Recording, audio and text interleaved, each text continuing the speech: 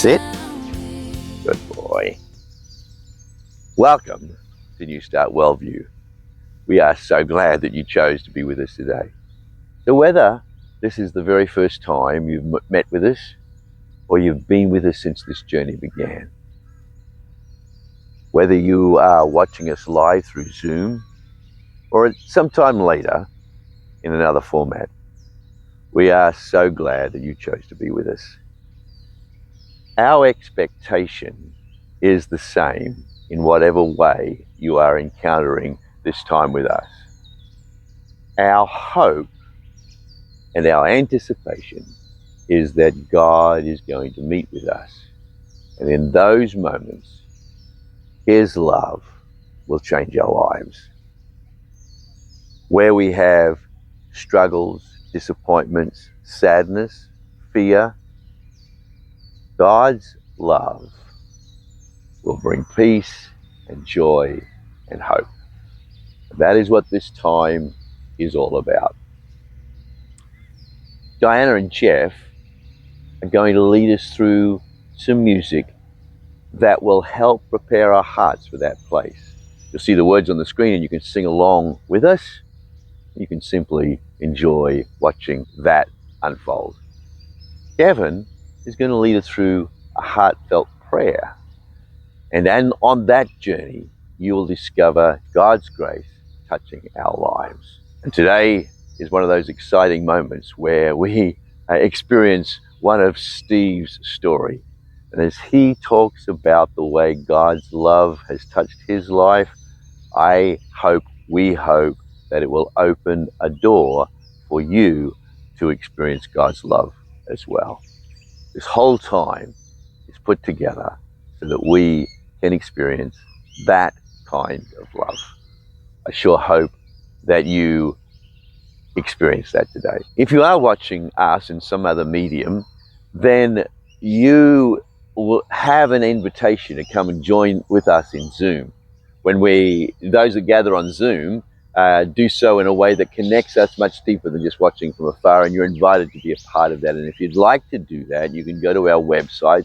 Here's the website address, and you can use the contact page to reach out to us, and we can send you a link that will allow you to join us in the Zoom call. We would love for you to take advantage of that. After the service each week, we shut down all of the recording, and we just spend some time talking together. And it's such a wonderful time to connect with each other. So we'd like for you to be a part of that as well. All right, well, let's get on with it and experience the wonder that is before us. Thank you for coming. I searched the world, it couldn't fill me. A man's empty praise, treasures that fade, are never enough.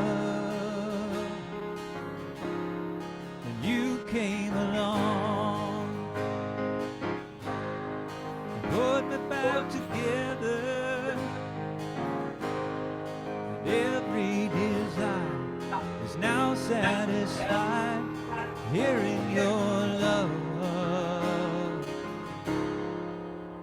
Oh, there's nothing better than you. There's nothing better than you. Oh, there's nothing. Nothing is better than you.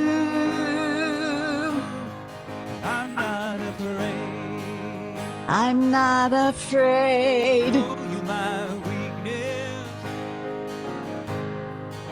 My failures and flaws, Lord, you've seen them all, and you still call me friend. 'Cause the God of the mountains is the God of the valley. There's not a place your mercy and grace won't find me again. Oh, there's nothing, nothing better than you. There's nothing, nothing better than you. There's nothing, nothing is better than you. You turn mourning to dancing. You give beauty for ashes. You turn shame into glory. You're the only one who can. You turn graves into gardens. You turn roads into armies. You turn seas into highways. You're the only one who can. You're the only one who can. Lord, there's nothing better Than you. There's nothing better than you, you. Lord. Lord, There's there's nothing. nothing, Nothing nothing is better than you. you.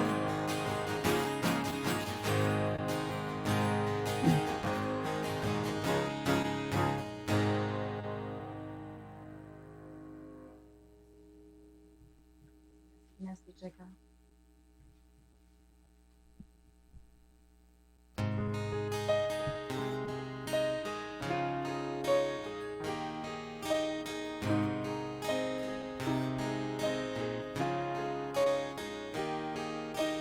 Morning, I see you in the sunrise every morning. It's like a picture that you painted for me. A love letter in the sky.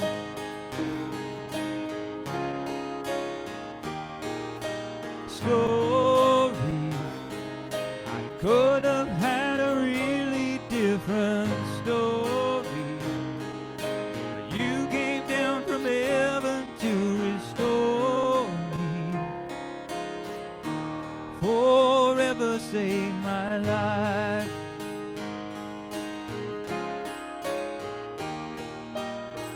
Nobody loves me like you love me, Jesus. Jesus, oh, Stand in stand in awe awe of your amazing ways. I I worship you as as long as I am am breathing. breathing. God, you are faithful and true. Nobody loves me like you.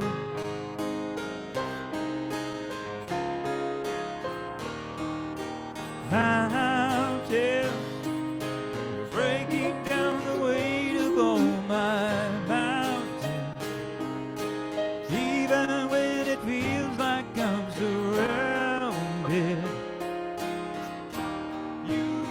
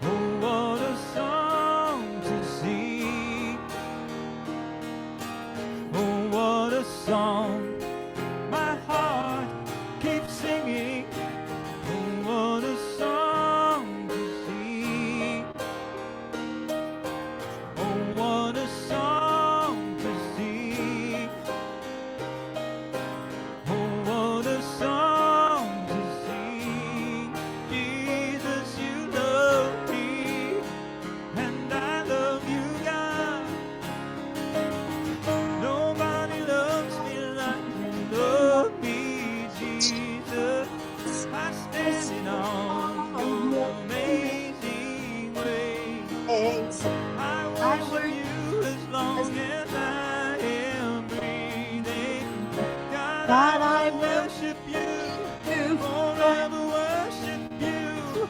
Nobody loves me like you love me, Jesus. I stand in in awe of your amazing ways. I worship you as long as I am breathing. as God, you are faithful and true. Nobody loves me like you. Nobody loves me like you love me, Jesus. I stand in awe of your amazing ways. Nobody loves me like you. Nobody loves me like you.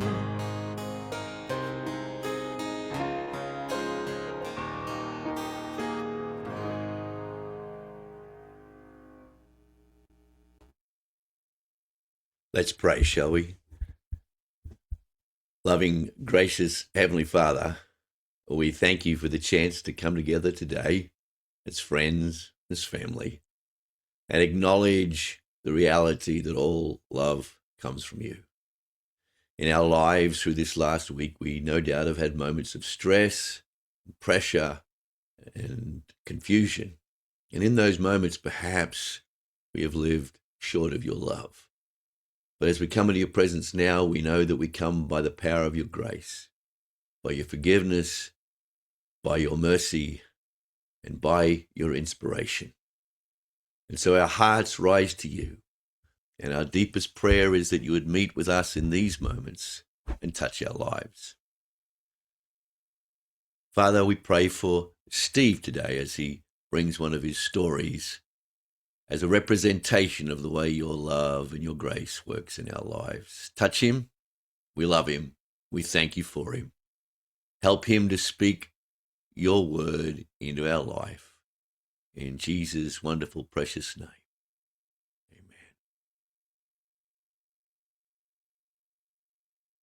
Amen. Is this thing on? You're doing good. All right, we're on a roll. I don't know. This one might not be my best one because Kevin didn't do the prayer, and I'm used to Kevin doing the prayer, and I don't know if I can go without that sulky voice, that voice that he's got. You know, that baritone voice. You know, it's just like it's so smooth, like the guy was meant to pray. And so, hi everybody. Today it's a little different. I have a lot of little stories, but I was really debating on what to do, and what just kept coming over and over me is the word new. And I'm just going to give you a little history. And I've done this 3 or 4 times, and the story has come out completely different every time. So I don't have any idea which version you're going to get because I got a few notes here, but I'm going to go from just from the heart and tell you what's going on with me and how I got started with New Start. Started with New Start. And I would like to go back to the very beginning and before I ever met Roland. And there was April of 1999. My father passed away, and my divorce was finalized. And as a result of my father passing away and being an investor in a school that I had founded, I got pushed out by some investors. And since I was such a wreck, I lost a lot of money in that deal. It was a very, very difficult month in my life. I would actually say a difficult year. And you know, it was a time when I had to get used to new because everything changed. It was a time I started a new business. It was called Advocacy. A lot when I left the school, a lot of the kids that I had put into this school and been working on for 2 years decided they were going to leave. And so I had to move them back into public school, and there's laws around kids with learning disabilities. So I had to make sure that the laws were adhered to. And so I would go on these meetings, and I really didn't enjoy it. It's kind of boring because the laws are pretty straightforward. And sometimes the school would be kind of jerky about it, but for the most part, if you knew how the laws worked, it was very easy. And at this time, I had just started going to New Start and had been there a while. And so there was an associate pastor named Brad Mercer. And Brad Mercer could consume data at a rate that I'm pretty sure he could read the entire Bible in about an hour. Like, this guy could consume information like you wouldn't believe. It was like some kind of freak show to watch him. And then whenever he would regurgitate it, he could do it with passion and emotion and intensity. Anyway, I hired him. And Brad was amazing. There's not very often that just yesterday, Julie went over and saw Brad's wife, Karen. And, we think about, she lives just down the street from us, and we think about Brad all the time. But I had a new business. Now, backtracking just a little bit behind that, and somewhere in November of 98, I was informed that my wife didn't want to be with me anymore. And so I had a new start, if you will. I was like, okay, I was pretty hurt. I don't know that I'd ever experienced anything quite like that. It was a real jolt. And I had to start adjusting. And there was this beautiful teacher at my school named Julie, and she was going through a divorce. And so we would start working out at a facility called Larry North Fitness, which I'm positive that Roland knows well, because Roland and I worked out there many, many, many, many, many times. We would meet early in the morning, drive straight over there, and we would work out together. And we got to be very close from our exhaustion and working out, and we got to know each other very well. But Julie and I would run on the treadmill and work out, and I'm trying to sort out my life. And this is where Julie decided to sweep me off my feet. She put her sights in on me, and I had no idea what hit me, because, man, whenever she makes up her mind to do something, it is going to happen. And I was running on a treadmill, and I was talking about a couple of girls that I might go out with or something. She goes, I don't like that. And I said, what are you talking about? And she goes, that would make me jealous. And we had been very vulnerable with one another. We had inside jokes. We had run on the treadmill. We'd put these little headphones on. This is back before Bluetooth. We'd plug them into this little machine, and it would have all this different music. And we'd go, put on channel 7. And we'd do it. And then we would laugh about the songs and tell stories while we're on the treadmill working out. And we had just funny stories. And we were just so vulnerable and close in the pain of going through our divorces that it didn't even strike me that this was going to happen. I don't know why. And after that session, I was still kind of in a fog, and she demanded that we drive behind the building. To this day, I'm sure it is the best kiss she's ever had in her life. Like, this kiss was magical. And I think it sealed the deal for us to progress on and on. And so I had a new beginning when I didn't think that I was going to have a beginning. I just thought it was all an end. My dad passed away, and I had Julie right there beside me when my dad passed away. And a new life started between us. She was there holding my hand at a funeral that I could barely even muster a word. I couldn't get up and speak, because my dad was the best man at my wedding. He was my best friend. We were just unbelievably close. And to this day, I still get choked up about it. And as we started to progress in our relationship, our new relationship, we had a few problems.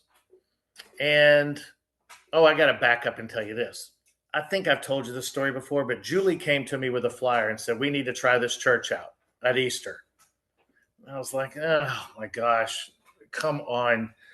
And I said, okay. And so I went. Now, here's the tricky part. I couldn't find anything I hated. And I looked. I was like, well, and then she goes, let's go back. I think after that service, there was a picnic. I think it was an Easter service or right around Easter or something. So Julie's like, let's go to the picnic. And I was like, you gotta be kidding me. A picnic at church? I've already done my time. I've done my hour. I put in the time, and I went in. I was like, all right, I'm putting an end to this whole thing. And so I go, when I pulled up, I immediately saw Roland and our eyes clicked. I was like, oh, here we go. The game is on. And so I proceeded to be very honest with Roland and told him all my problems that I had with the church, all my problems I had with the dysfunction of the church, all the problems, how I didn't believe in the way to do this and that. And I was like, well, this will be good. I'm out, And Roland goes, we can work with that. What a jerk. He goes, we can definitely work with that. And I was like, you got to be kidding me. I just laid my best info on the line. You're supposed to tell me to hit the bricks. Go. Looked at me straight. He goes, as a matter of fact, Steve, I'm going to get you a couple authors to read. People really believe in what you're saying, and that's kind of a movement. He got real passionate. When Roland gets real passionate, he kind of makes that face, and he's on a roll, and you can't really stop him. He's going, he's locked in, and he was locked in. And I was like, dang it, this is not what I saw coming, but I liked him. Like, you can't help but not like Roland. You're in a conversation with, maybe it's just me, maybe y'all all hate him, I don't know, but I just get a kick out of this guy. And so I was like fighting it. And then I was like, all right, I'll come back next week and see what he has to offer. And then Roland became and the church became a part of my life. And I went to an Episcopal prep school. I did everything to keep the church out of my life. I went to Orchard Hills Baptist Church, Southern Baptist Church, and my mom, I would literally hide my shoes when the bus was pulling up to get me so I wouldn't have to get on that squeaky bus. I did everything possible to avoid church. And now I'm voluntarily going to church. In prep school, I figured out ingenious ways to skip chapel so I wouldn't get in trouble. And here I am just driving to church on a Sunday morning before a Cowboys game. I don't know what's wrong with me. There's something's taking me over. I'm going to miss maybe the first 2 or 3 minutes, the kickoff for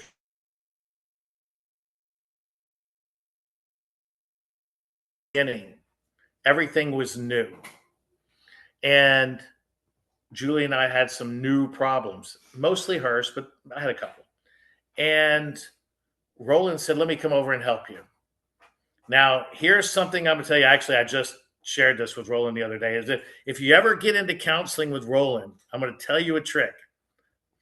Don't speak first. Whatever you do not be the first one that speaks, because if you do, you're toast, because he's going to get into and he's going to change the way you're thinking, and there's nothing you can do about it. You are done.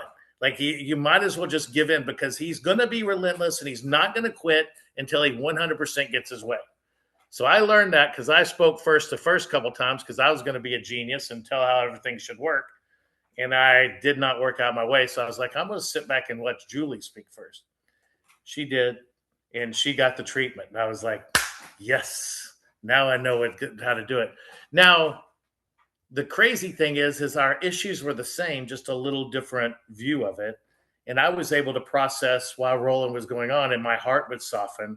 And as Julie's heart was softened, both of our hearts would soften. So I did get the benefits of it. I just didn't get the intensity of it, because if you're the one having to change, it's really, really hard. But we became new. We became a new couple every time we did that. We became closer and tighter together. The first retreat that we went on, that's why I'm kind of bummed that I didn't get to go to yours. We went to this place in East Texas. And as another one of those things where I was like, come on, and then I was like, okay. And I loved it. We were there, and, everybody was there. And I'm sure, as I can hear you guys sharing the experiences you had, God entered my life. And here I am showing up early for a service, and staying till the end. These are not my fortes. And interacting with people. Now, here's something new that a lot of you don't know. I don't mind playing practical jokes at church. And so I don't think this is a thing that happens very often in the church service, but I brought a whole new dynamic to church. And I think it should be shared that if we all get together, understand that jokes are going to occur.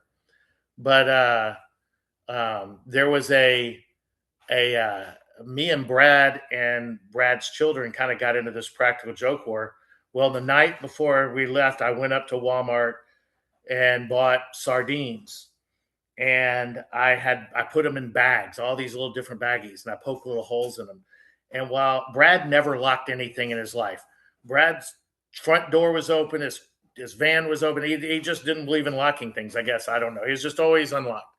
So at night, I went into his van and I opened the hood, and in all the vents, I put these bags of sardines in the car. So whenever we had to drive 2.5 hours back home, the kids who were messing with me got to experience this. So I think I brought something new to the table there. And I can remember Wesley, the oldest boy, he called to tell me, he goes, "That's the best joke." He goes, "We could turn the air off and suffocate and not have to smell that, or we could tear the air on and smell nothing but sardines." And they couldn't find it because I put it way inside the vents.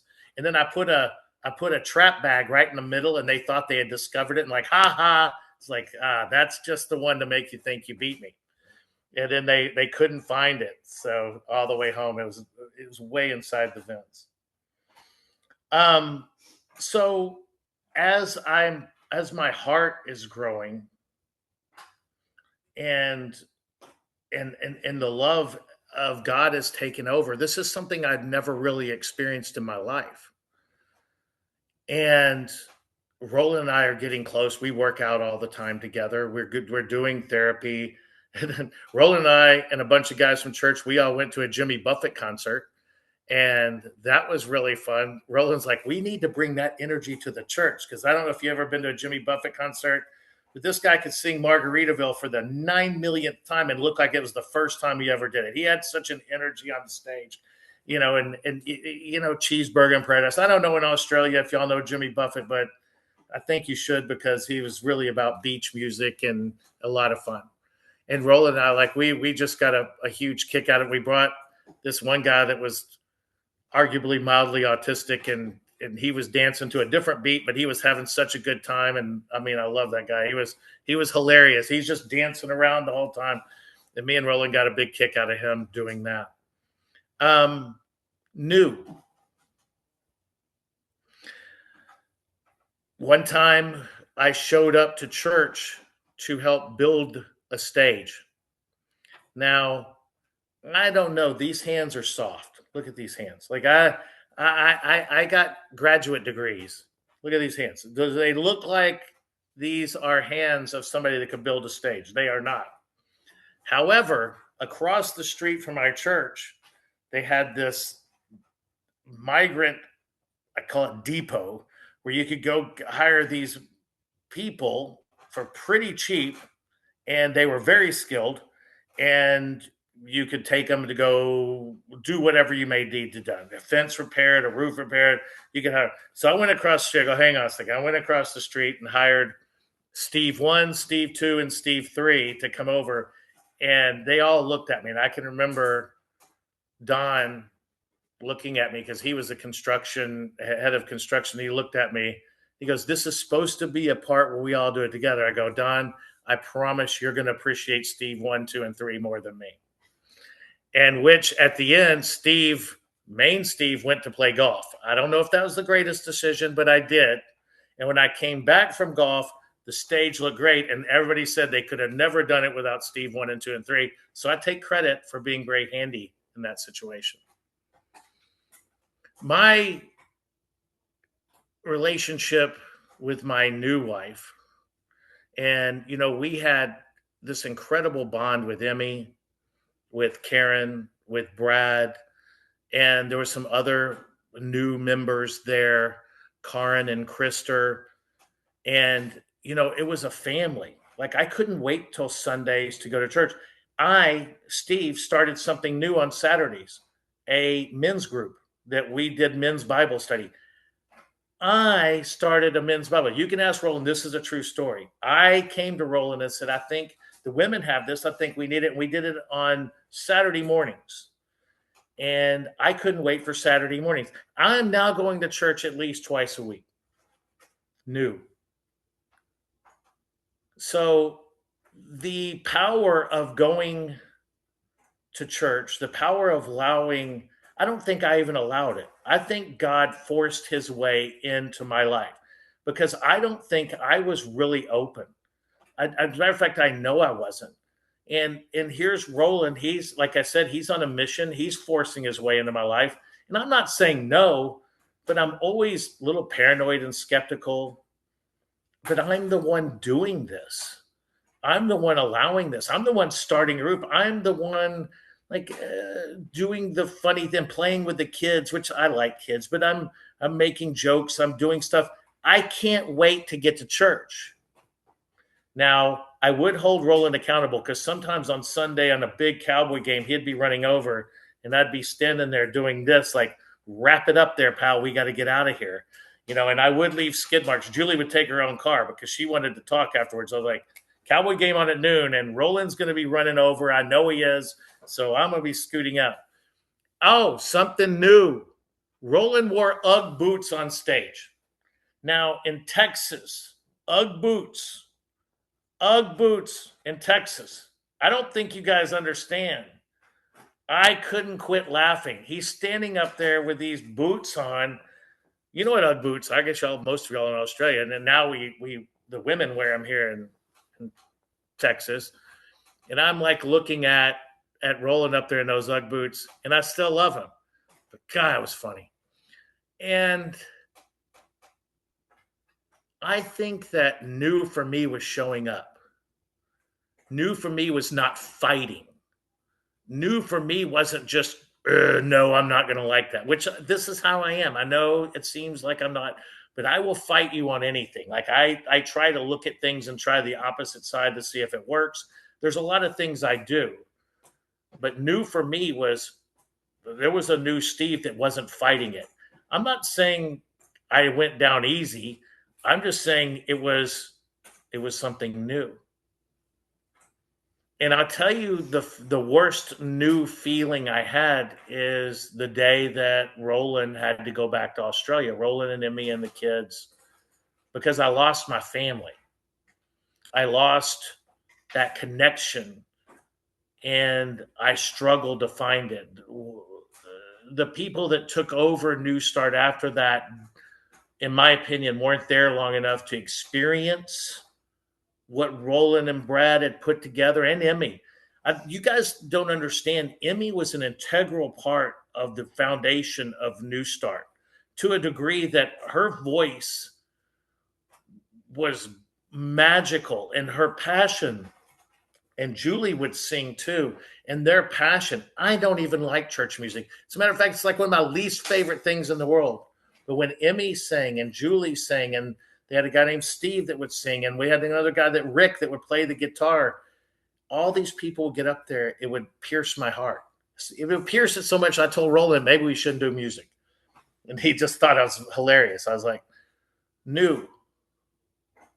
And so the message that I want to send out today, I'm not big on messages. It is that sometimes what you think is going to be really bad, or what you think is going to be an inconvenience, or what you think could be something that you're not going to like, maybe do it. Maybe try it, because that's what I did. And I'm going to take credit for this. The reason we're all doing this today was me. I'm telling you, I came up with this idea the minute Roland had to leave. I said, we had Skype. And I said, we could do this. And me and Roland argued. We don't argue very often. We argued. He's like, you can't do this with the bandwidth. And I got too busy. I was like, no, we can do this. And we had it out. And then when he flies back in and says, we're going to do this, I was like, you got to be kidding. We could have done this 20 years ago. But I'm so happy that we have this today. And I have new again. I have New Start. New to me means grace. New to me means respect. New to me means dignity. New to me means honor. And that's how I feel being able to share stories with you. I feel the grace to be able to dig into my soul and be able to share some of the stories that happen. I want to share this one story before I get off because this one's a funny. We were in men's Bible study, and Don and I had got into a war of practical jokes. And Don once again worked construction. He was the head construction guy. He had this big truck, and he would come in. He has this big square jaw, very handsome fellow, kind of big, and he has this big voice. And so Don and I were in this kind of practical joke war. And so Don decides he's going to send me a letter from the IRS that says I owe $20,000 or something like this. And so this letter's mailed to my house. I open this letter and I look at it, and this is cut and paste before it was cut and paste. It was like, it was horribly done. And I'm looking at it like, there's no way the IRS is going to send you this big, horrible thing. Those of you in Australia, IRS is the worst human beings ever. Hope there's nobody on the IRS in our board. If there is, we should eliminate them. But anyway, we'll go from there. The IRS is who collects money, and they're evil, every little bit of it. Anyway, we're not going to go there. And so I'm like reading this thing, and I immediately call Roland. I go, "What is this?" And he goes, "I'm not supposed to talk about this." I go, "It's Don, isn't it?" And he goes, "I'm not going to talk about it." And he like hung up the phone.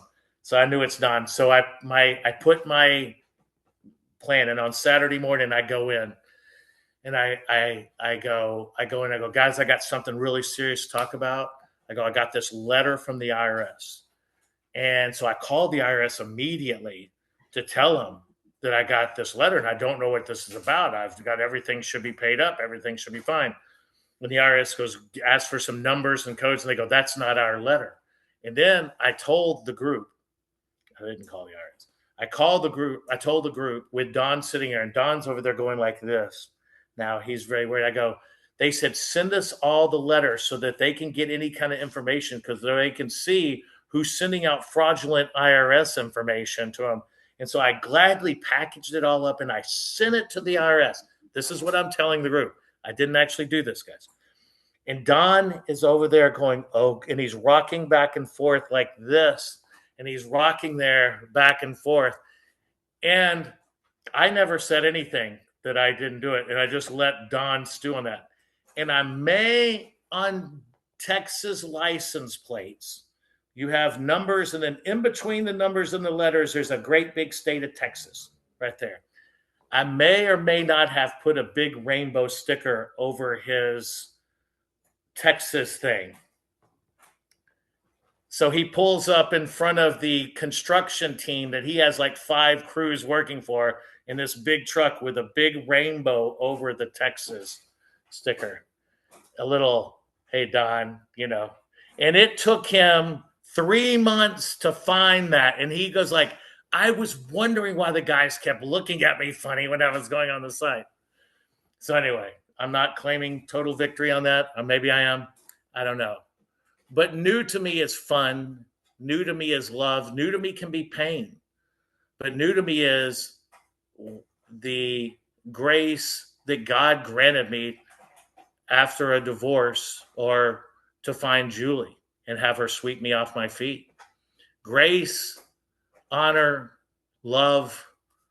Those are all the words that I think of when I hear new. And I never really thought of new as anything like that. And I got to credit Emmy, Roland, Brad, Karen, Krister, all those, Karen, and some of those people you don't know, people, but these are all the people now. Y'all are the Brads. Y'all are the Kristers.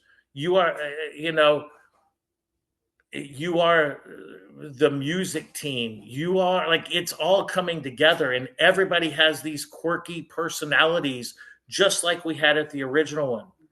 And it's growing. I mean, it almost feels like it's a sitcom at times, because I look at all these people that, you don't know golf, you don't know hockey.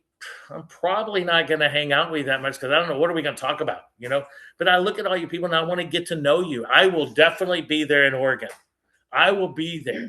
And Brett, I will see you. I'm going to come in November, Julie, and all you guys in the Queen, everybody, I will be there in November, and I better get to meet everybody. Then I'm going to meet everybody. Brad, I'm going to meet you. We're going to go play golf. Brad, you like to play golf, right? I'm going to go play golf with Brad, And Diane and Jeff, I sit there and watch how hard and how talented you guys and how hard you guys work. And it reminds me of the music team that we had at the original New Start. There are so many parallels with this new, and I love each and every one of you. And it's exciting to see this grow. And here's another new thing. I'm on a board. I have no business being on a board of anything. No. But you can ask anybody on our board. There's nobody that can second emotion like I can. I am so good at second emotion. I have to beat, is it Janet? I have to beat somebody in there to second sometimes because, I have to have my part. Now, Brett tells us that we're supposed to be able to fight there, but I haven't found anything I don't know enough about what I'm doing to fight. So I just second motions and hang out. I think I make it a proper quorum, if that's a word. There's a word, Confluence. I don't even know what it means. I even tried looking it up, still don't know what it means. I'm on an app called Confluence. New. So sometimes new is funny, but I love it. I love my board meetings. I feel important now. And I want to thank all of you. And I'll see y'all again in 6 weeks when I do a new talk. Thanks, Steve. That's fantastic. I love that we're doing this new thing to Steve's stories. It works very, very well. Thanks, man. We're gonna sing a song, and Jeff and Diane are gonna lead us in a final song together that really does actually capture what you're saying really, really well. So let's do that together as we draw this to a conclusion.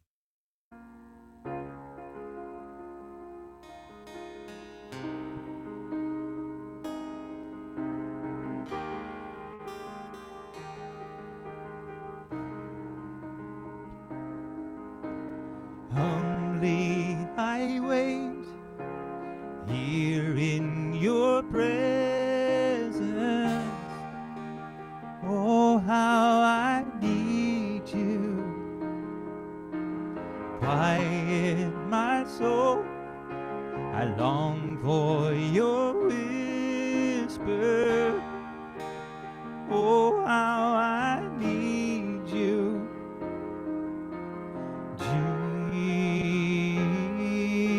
Jesus,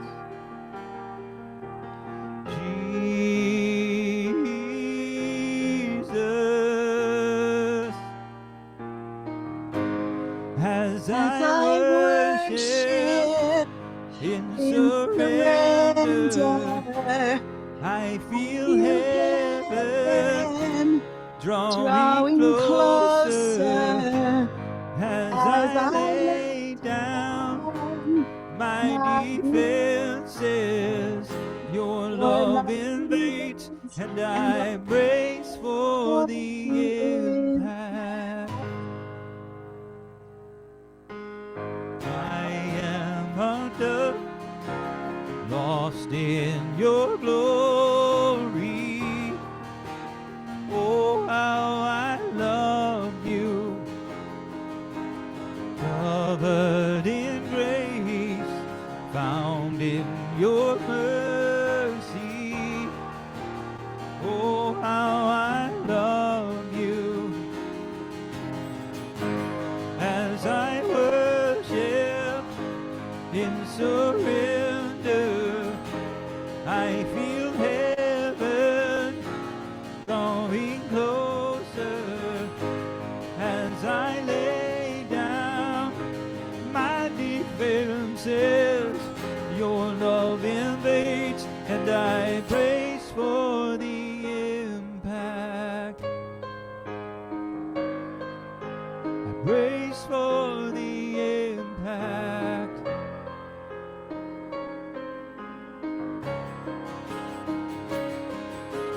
Love like a mighty river, like a rushing wind, sweeps through me, right through me.